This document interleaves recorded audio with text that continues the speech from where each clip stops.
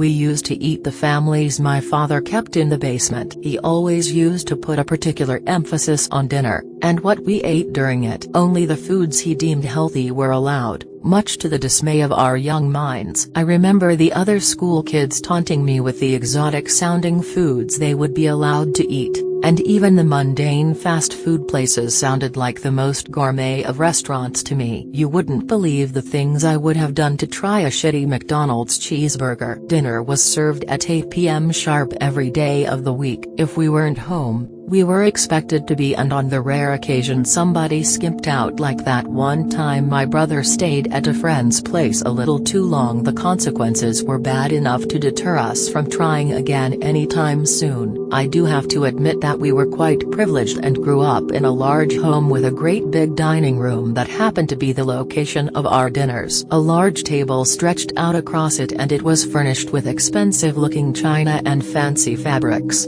although these simply provided the background to the food itself. Mother was always dressed in the hours leading up to 8, and her footsteps could be heard pattering back and forth as she carried plate after plate into the dining room. Plates filled to the brim with oysters, caviar, squid, heaps and heaps of greens, far too much red wine, and 5 plates adorned with a single chunk of meat. Father said meat was the most important part of dinner, that we had to eat it so we could grow big and strong. So we did. We feasted on the decadent foods provided to us, and at the very end of each meal we simultaneously stuck our forks into the meat before us and devoured it in one bite. Father always said, "One bite is only polite." Polite to who, Father?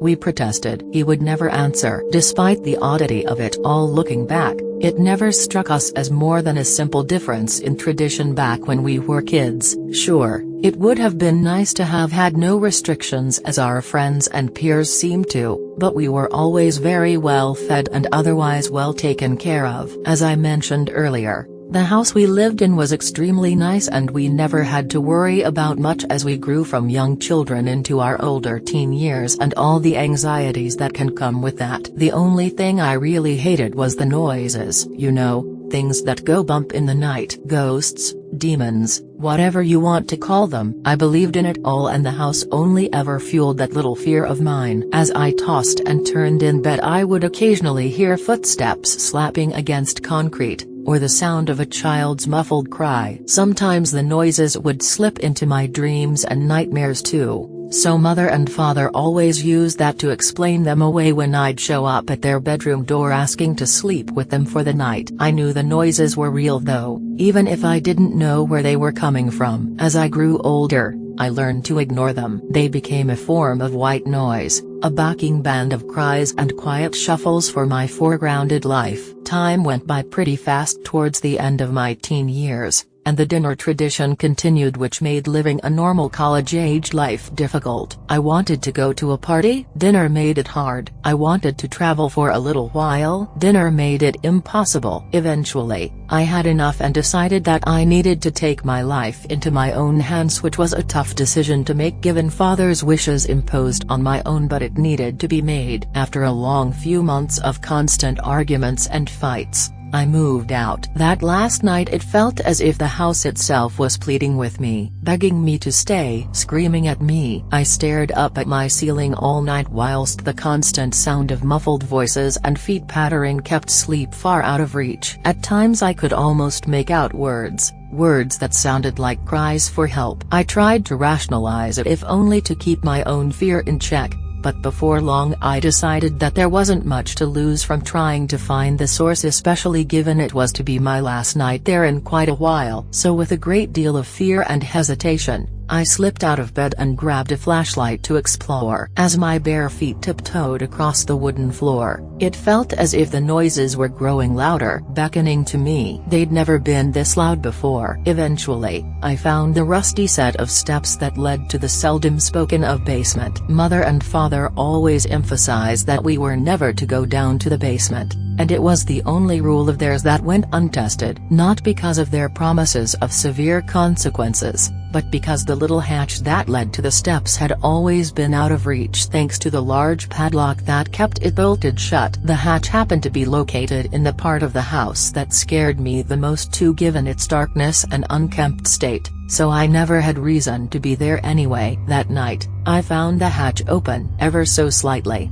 Just enough for somebody who walked past to notice. Enough for me to notice. The noises that had guided me there suddenly reverted to their status as white noise whilst my heart pounded loud enough for it to be heard. The hair on my arms and neck stood up as I felt my foot against the first wooden step. I took my second step down, then my third. By the time I felt my feet touch the cold concrete ground in the depths of the basement, I lost count. But that was far from my first concern. Almost as soon as I took that final step, I heard the familiar sound of feet shambling towards me. The place was lit by a single dim bulb that bathed it in a yellow that exposed the cracks in the walls and provided enough light to outline the young man who had walked up to me. He must have been in his early 20s at best and had a look of pure fear in his deep eyes. He pointed towards the far corner and my eyes darted over to a group of 4 other people, a young man and woman who I placed at a similar age to the one next to me, an older man and an older woman. All of them looked extraordinarily healthy for what looked like an imprisoned existence, and unclean plates piled up next to them. A family. Instinctively,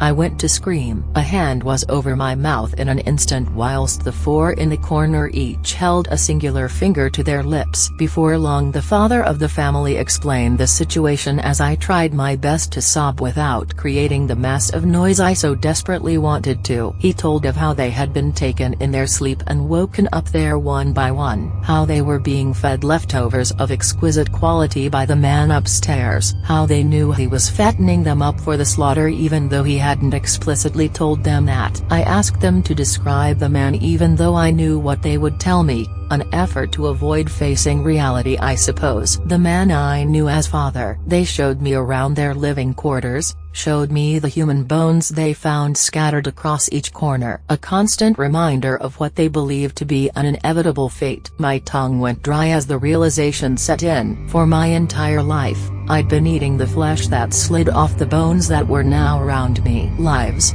souls, people. The poor people around me had to once again calm me down, and I eventually did, if only with their future well-being in mind. I admired their bravery in calling me there, yet felt a tremendous guilt for the others who had called me there in years gone by. They deserved better. Eventually, we formed a line with myself sandwiched between the various family members and made our way up the steps. The pitter-patter of feet only intensified the regret that clouded my mind, bringing back memories of the bumps in the night I'd only ever ignored. By the time we crept along in a single file line, I decided to go with them, wherever they may go. Naturally, I knew where the quickest exit would be, and after guiding them there we each took off in the direction of town. Some of them struggled to keep up given the various states of bloating they'd found themselves in, but we stuck with each other and eventually made it to the police station. An ambulance was called for the mother and son of the family,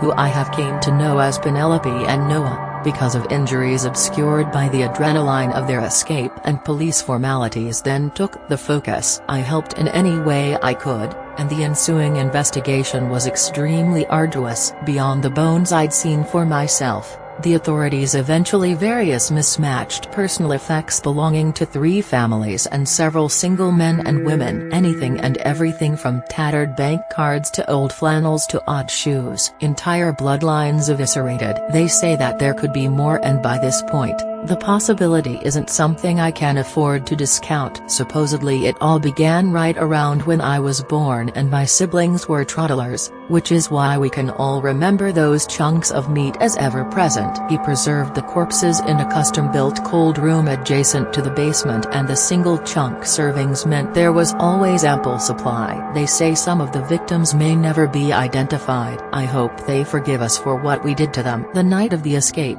the authorities went into our home to investigate and found everything mentioned above in the basement, along with various forms of evidence that we never quite picked up scattered across the rest of the house. They found 2 bloody corpses in the master bedroom. 2. I suppose mother and father caught wind of what was coming and he slit her throat before turning a shotgun on himself. They didn't leave a note, and I wouldn't have read it anyway. I can only hope the poor soul's sentenced to such awful fates by his hand and her blind eyes haven't forgiven them. I let the police break the news to my siblings, and naturally their reactions were similar to mine. and sadly we've drifted apart since. I can't quite put a finger on why, but I think we all need some time alone for a while. It's been a few months since my life was turned upside down, and I've been trying to move forward. The shuffling of feet and the muffling of cries still haunt me though, and I fear the noises will never stop. Thank you so much for watching. If you enjoyed this video, please consider subscribing and giving it a thumbs up. Leave a comment below and let me know what you think or what you'd like to see next. Don't forget to check out my other videos for more content like this. Exciting new content is coming soon, so make sure you're subscribed. Until next time, stay awesome.